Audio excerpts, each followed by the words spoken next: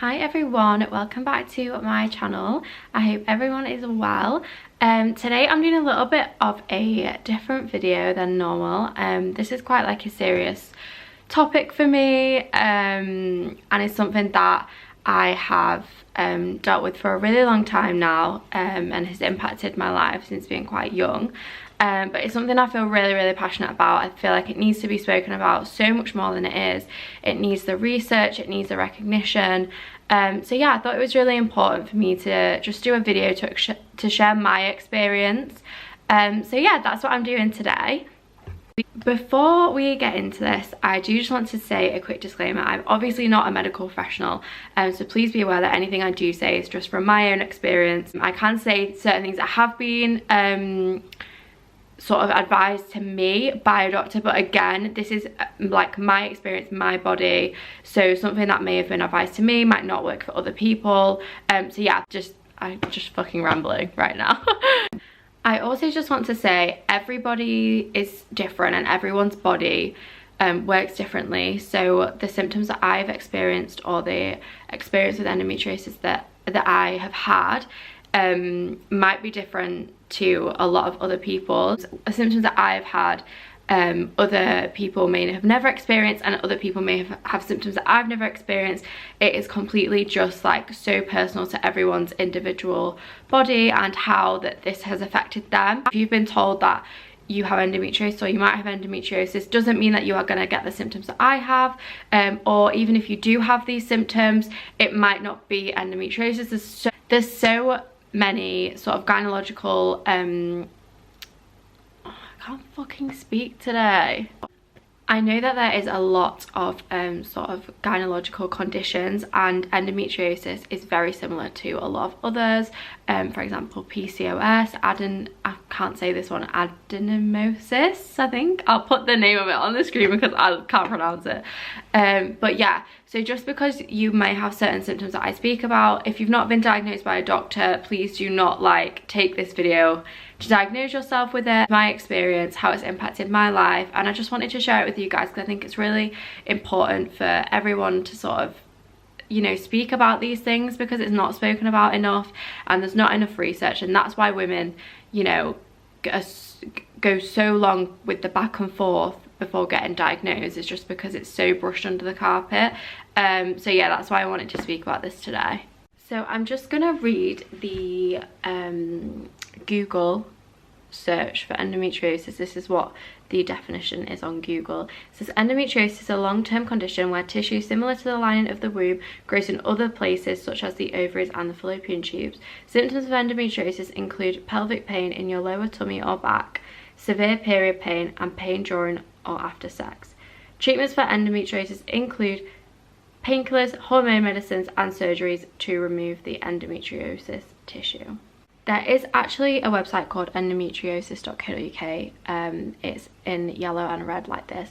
I would highly recommend, if you're somebody that is thinks that you may have this or just wants a little bit more information about it, this website is really great. It's got a lot of real people's stories on there. There's so much information, and there's even information to do with sort of like I think they do these walks and marches to raise awareness, so things like that. And I'm sure that there's also information about if there's groups in your area of other women that are dealing with the same thing. So I would 100% looking on this website, because I found this really helpful when I was first sort of like reading up about everything. So just to start from the beginning, really, I started my first period when I was about 9 years old, I think, or 10 years old, which is obviously really young. So yeah, that was a little bit short, just like of a shock. I think I was like one of the youngest girls that I knew, or in my primary school at the time. And when I first started my periods, they were really bad, really heavy. They would last for weeks.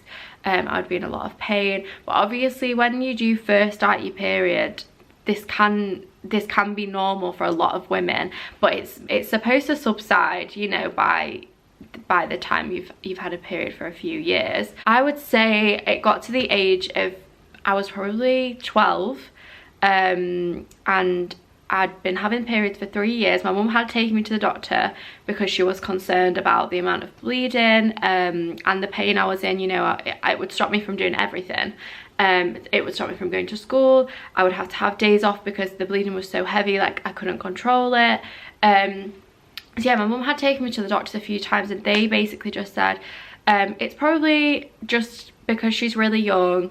It will sort of settle, you know, within the next 2 to 3 years. So I got to the age of about 12 and it still hadn't improved. In fact, it was probably just getting worse.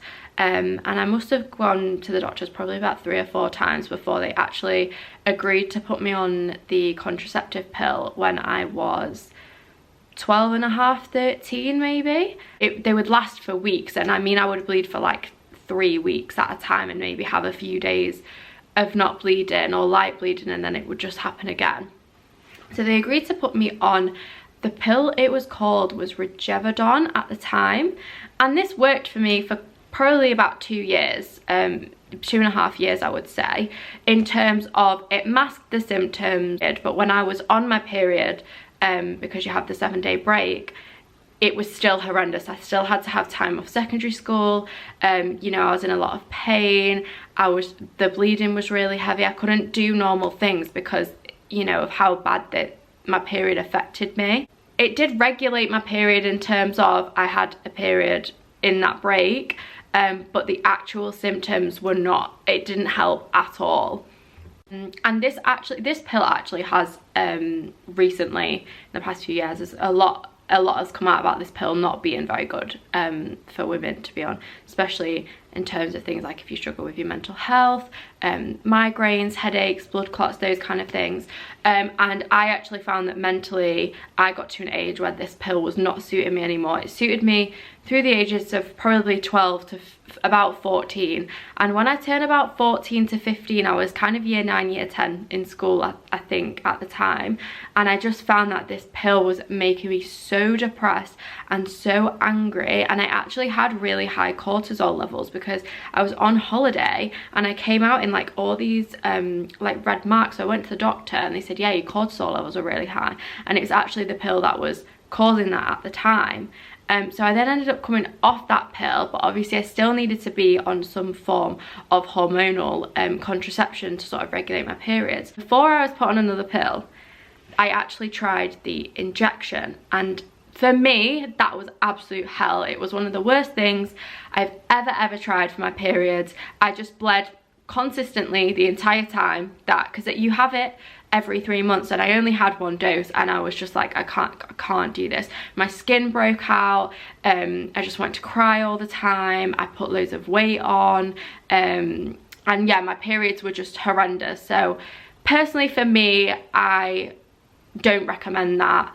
If you have any sort of issues with your period, that's just how my body reacted to it. It's completely different, but personally I just wouldn't recommend it, just because I think that it's not really meant for girls that have really awful periods. So yeah, I was on the injection, and then I got put back on I was like, I need to go back on the pill. So I got put on Femidine. I'm not too sure exactly if it's combined or not. I'm really bad at like listening to the information. And again, this pill worked great for me, as in it masked the symptoms majority of the month, but then when my period would roll around, it would be horrendous. And actually I found when I hit about 17, the pill just wasn't working anymore at all. Like I would bleed randomly all the time, just with no pattern. I would still have a period, but then I would be in pain constantly. So yeah, it just really wasn't working for me. I'm trying to explain this I should have written things down because I'm trying to explain like the full situation, but I just keep going off on tangents and then remembering things that happened. But when I was about 16 and I was in year 11, I fought really hard to see a specialist in endometriosis, because basically the gynae specialists at my hospital where I lived were just terrible. They actually said to me, they was like, normally we would just recommend women just have a baby. And I was 15 years old at this point, and my mum was obviously like, well, obviously that's a stupid thing to say because she's not going to have a baby. And they was like, we don't really know, like we don't have any answers. And I just had a really horrible time getting any information. So I actually pushed really hard and I managed to get an NHS referral to Sheffield Teaching Hospital because they had a endometriosis specialist there. So I got in there with the gynae department and I had a couple of consultations there. They did tests, you know, asked me about my experiences, asked me what contraception I'd taken, and I was actually due to have a laparoscopy. But at the time, I didn't get on the waiting list until I was about 17, I believe. So it was about a 2-year process of me first being referred there to me getting on the waiting list. And then when I actually was on the waiting list, it was then COVID. So I didn't get an appointment for the laparoscopy surgery until I was nearly 19. I actually went for the surgery and got in the gown and everything, and on the day they basically said, I had a really bad cold at the time, and the anaesthetic lady came around and she sort of was like, oh, you sound really croaked up, are you okay? And I was like, oh, I've just got a bit of a cold. And she was like, well, you know, is it affecting your breathing? And I had a bit of a blocked nose, and she was like, we can't put you under. So I had to ring my mum and dad and I was like, hey, you need to come back because I'm not actually going for the surgery. And then basically after that I had a really rough time with my anxiety, and I just never got back round to getting it done because then I just freaked myself out too much and I wasn't in a good headspace. So I've actually still not had the procedure. So in terms of being diagnosed, I've been diagnosed by a specialist from the symptoms I've been having and the tests that they have done, but I haven't actually had a physical laparoscopy, which is normally what they would do to fully diagnose you, shall we say. I actually am looking to try and get back on the waiting list for the surgery because I know that I need to have it done and I need this investigating further, because obviously it's still something that impacts my life. Anyway, so I then remained on the pill for another year. Yeah, another year I would say, because I went for the surgery in 2021 September, and then I was on the pill after that up until August, just gone, so August 2022. I made the decision that I wanted the coil fitted, the Marina coil, by the way, not the copper coil. So there's been a lot of research for women that this is a good option, because it stops your periods completely. Obviously it's in for 5 years, so it's a pretty like permanent solution for a good chunk of time. And yeah, a lot of the specialists and doctors I'd seen had recommended this. Now they normally do say like younger women they wouldn't normally recommend, but because I was obviously having all these issues, they believed that it would be something that would be really helpful. So I made the appointment and I got the coil fitted, which was in August, just gone, so August 2022, and I got it fitted here in Manchester where I live now. Let me tell you, the coil was one of the most traumatizing experiences of my life. First of all, getting it fitted, what a horrendous procedure. I don't know why you're not warned how bad it's gonna be. To be honest, because of everything I've been through with my periods, I have a pretty high pain threshold. So even when like my mum had said like, oh yeah, it's not great, but like you'll be all right, I genuinely thought, okay, I'm not concerned, I'm not really worried. I wasn't nervous at all. I've had a couple of like invasive sort of like examinations in that department, so I wasn't really worried about it. I literally threw up and passed out when they fitted the coil. It was the most intense pain I've honestly ever experienced, and I had my appendix taken out and had appendicitis, and I would honestly say it was worse than that. Like, that's how bad it was. They said the pain should subside. It might be painful for a few days or a few weeks, but it shouldn't stop you from doing anything. The following weeks I was in agony. I was back and forth to A&E. They was like, you know, it might be an infection, it might be this, it might be that, but they kept telling me like, you need to persevere with it because it will settle. And obviously because it was something that was going to aid me in the long run, I really wanted to persevere with it. But it got to the point where I was in that much pain, I the job I had at the time was a really physically demanding job. I wasn't just at a desk job where I could work from home, or even just like I was sat down. I was on my feet for 8-9 hours at a time. It wasn't a job that I could do while I was in this amount of pain. My mum and dad had to come and get me from Manchester and drive me back home, and in the end my mum had to take me to the emergency department back where I live, and I had to get it removed then and there because the pain was just so horrendous. I was like, I couldn't stop crying, I was curled up in a ball, I couldn't do anything, I could barely move. So yeah, my experience with the coil altogether was just horrendous, and I would honestly advise any young woman to seriously consider your body and what you're about to put your body through, because everybody that I've personally spoken to with any sort of gynecological problem that's had the coil fitted, and if you've not had children before especially, have all said that it is a horrendous experience. Get all the information and really consider this before you go through with it. That's just my opinion because of the experience I had and the experience that I know a lot of other people have had. I just wanted to talk a little bit about the other symptoms that I personally experience that aren't sort of the main ones, such as the pain and the bleeding. So just to touch on pain a little bit, I get really bad pain all down my legs and in my back. Not just normal period pain, it's like excruciating pain to the point where sometimes I can't walk, sometimes I'm just curled up in a ball and can't move.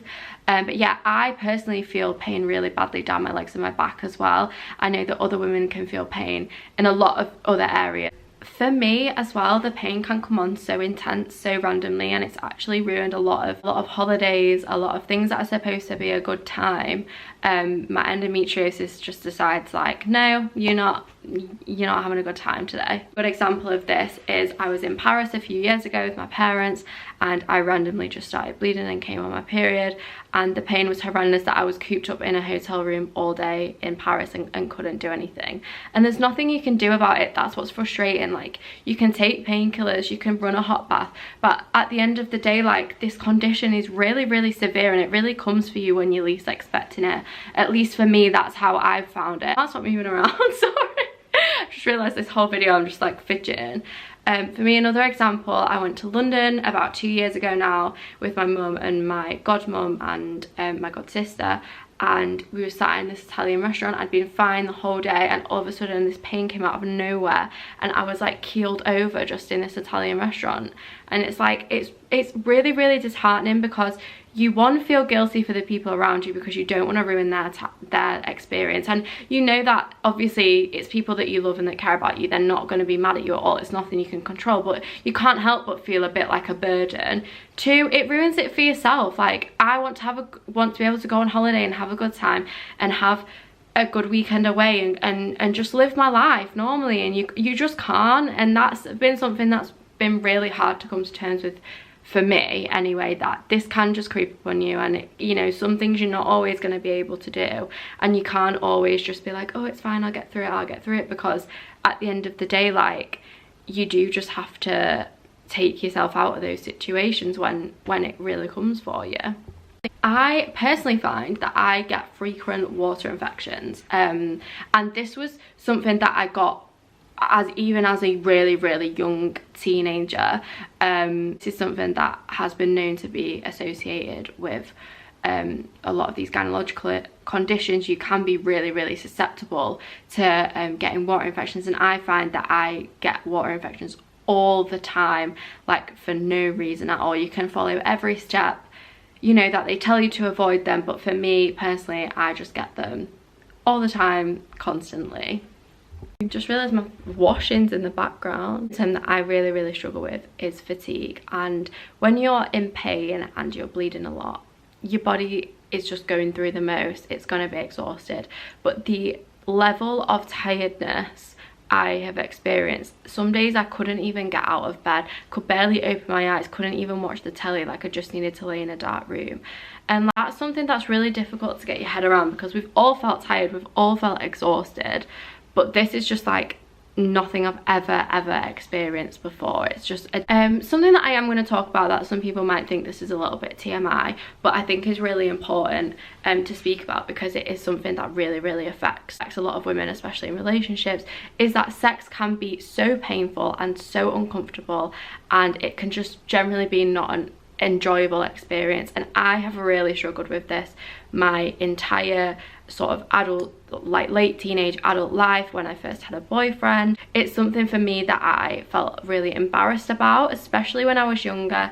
Not so much now. When you're in a relationship with somebody, it's different, because you have that level of intimacy and, you know, you trust them and you can speak to that person about these things, and it's not something that you would necessarily be embarrassed about. With my current partner, like, he's very understanding, and you know, it's not something that I do feel embarrassed about at all with him, because I know he understands and I know that I can speak to him about anything. I think with age as well, it's something that you get probably less phased by as you get older. That when I was younger, it was something that really bothered me, and I was really nervous to when I was in a new relationship, bring this topic up. But it's something that is important. It does need to be spoken about, and it's awful because you're getting something that is supposed to be something fun in a relationship taken away from you, because a lot of the time it can be really painful. There's sometimes situations where you might be in a lot of pain and you don't want to say. I used to bleed all the time after having sex, like literally all the time, and that's something that is quite embarrassing if you're not with that person, or if you don't feel you can trust that person. It's just something that it shouldn't be embarrassing, but it is.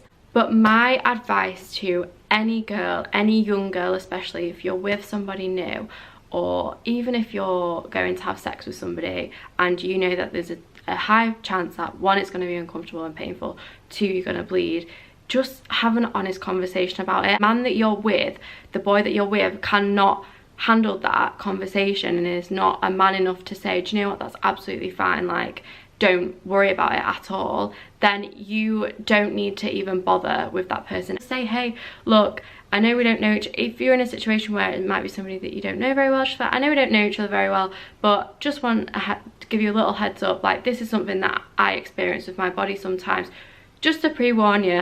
If the angle's looking a little different from before, I'm sorry, but my light died and I had to quickly recharge it to keep filming. I can't even remember where I was at, I'm not gonna lie. Another really bad symptom for me that I struggle with so much these days especially is bloating. I get severely bloated to the point where I look 6 months pregnant, like it's no joke. And I think that endometriosis being obviously such a gynecological thing, it has a lot to do with your hormones, and I think this means that there's a lot of foods that I'm intolerant to, and I need to definitely investigate that more, because I really struggle with my stomach in general, in terms of like just being able to stomach certain foods, being able to digest them. I don't actually really consume dairy anymore, so I don't drink any milk. I rarely eat cheese and cream and those things, and I find that when I do, that really flares it up. But there's a lot of foods that I'm still not sure of whether they are triggering this or not, but I think that endometriosis does have really strong links to a lot of like stomach and bowel problems. Womb and your bowel sit so close together as well. I know that a lot of women find it really painful to go to the toilet. This causes a lot of tummy problems in that respect as well. For me, this is something that I have struggled with my whole adult life. The severe bloating.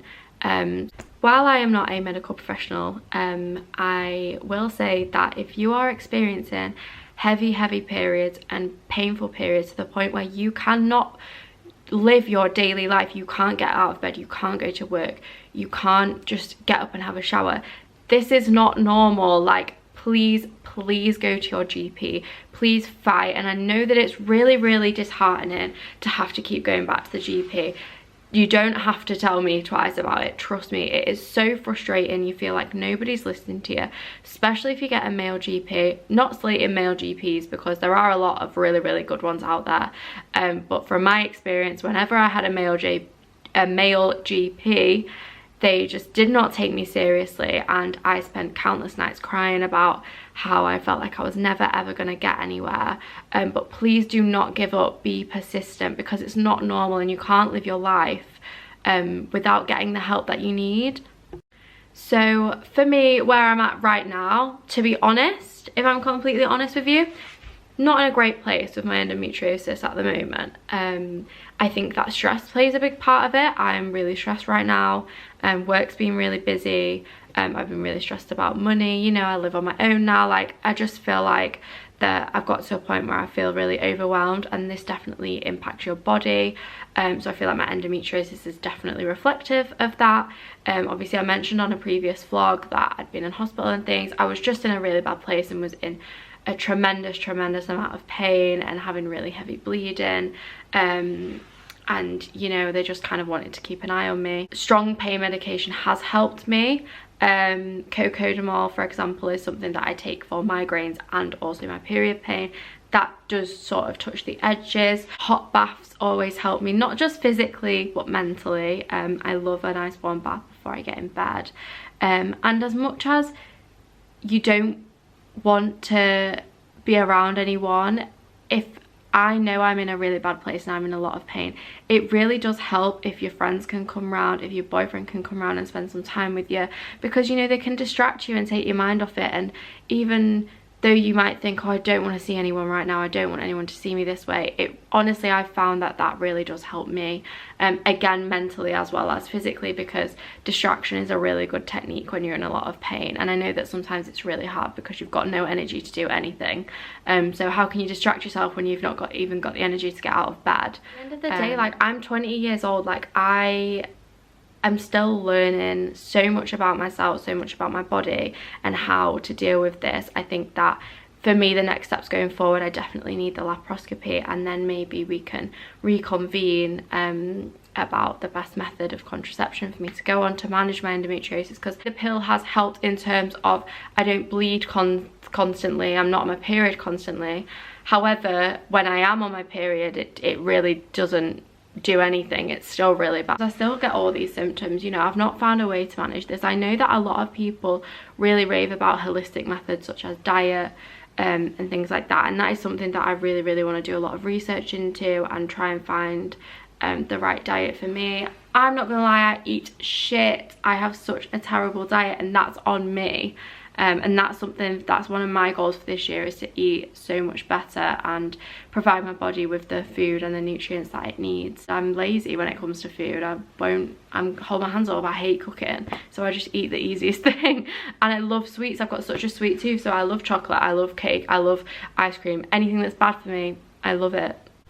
Something that is really important to remember with endometriosis, and this is the same for a lot of other conditions, is that it is invisible. I could be sat here right now in excruciating pain, and to everybody else I look completely fine, and there has been days where I have looked completely fine and been in the most horrendous pain of my life, feeling like I just want it all to end. Please be mindful if somebody is being open with you about something that they are struggling with, not just endometriosis, this applies to all invisible sort of illnesses. Don't say to them, oh, but you look fine. That's really not a helpful thing to say. I know I look fine. I know that I don't look pale, I'm not crying, I'm not acting any differently, but that's because it's been so normalized in society that you just have to get on with things.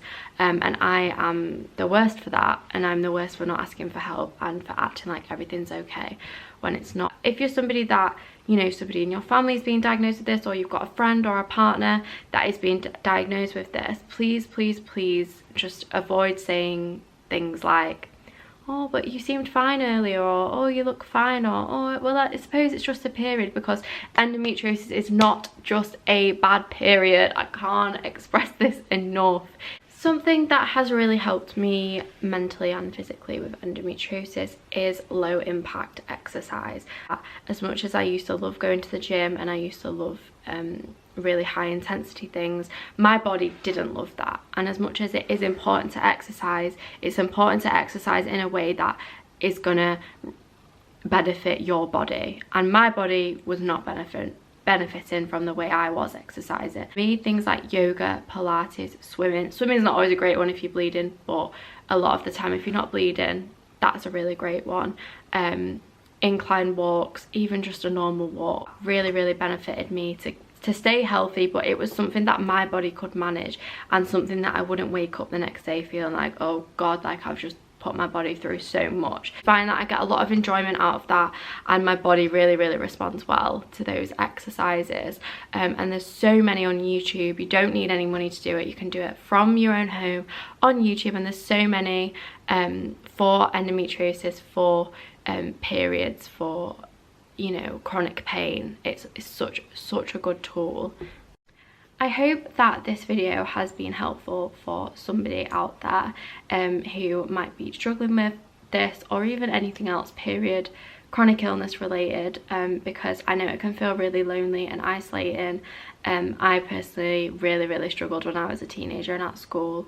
You know, nobody else really understood. I had a lot of time off school, I missed a lot of school, and there was occasions where I couldn't do the same things that all my friends were doing, and it was really tough. And I think mentally it's still really tough now, even as an adult, to sort of learn that line between, you know, living your life, but at the same time sometimes you can't do everything and you have to take a step back. That's something that I'm still learning now. But yeah, I hope that you guys found this video helpful, even if it's not you personally that's struggling with something. If it's a friend or a family member, this may have given you a little bit more insight of kind of what it entails. But yeah, I really hope that this video is well received, and I'll see you guys in my next video. Bye.